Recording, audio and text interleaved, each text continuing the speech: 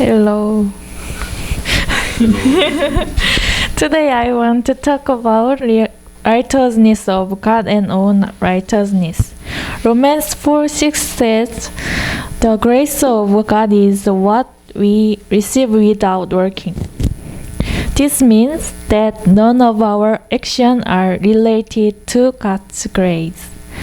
In other words, God does not see our action, because 1 Corinthians 1:29 says, "So that no one may boast before him." Because of God's righteousness, what God sees must have accurate standards. So Romans 3:19 says, "Now we know that whatever the law says, it says to those who are under the law, so that every mouth may be silenced and the whole world held accountable to God." When Abraham didn't know God's will, he tried to make his servant Eliezer his heir.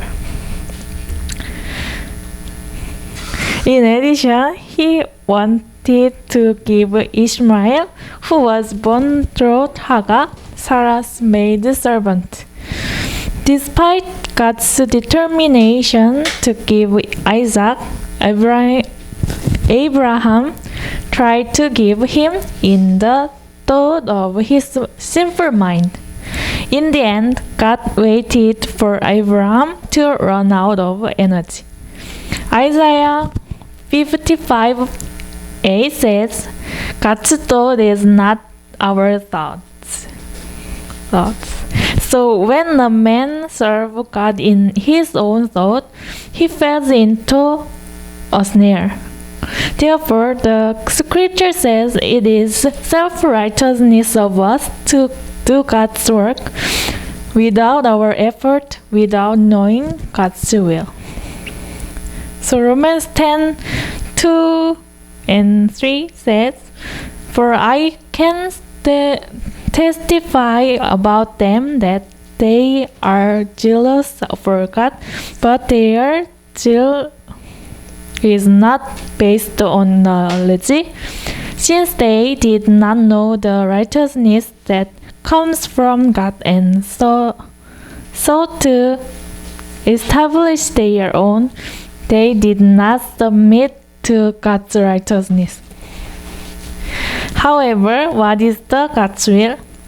Hebrews 10:9 says it is abolishing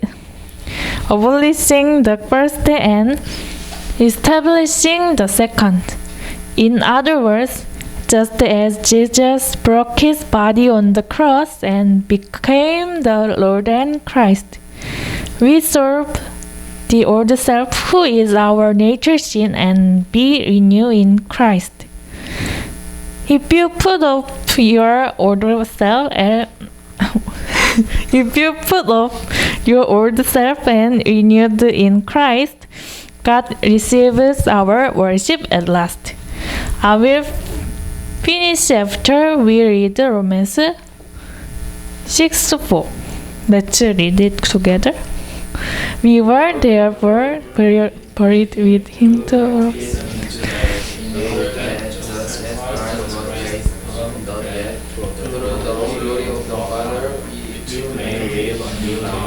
Amen.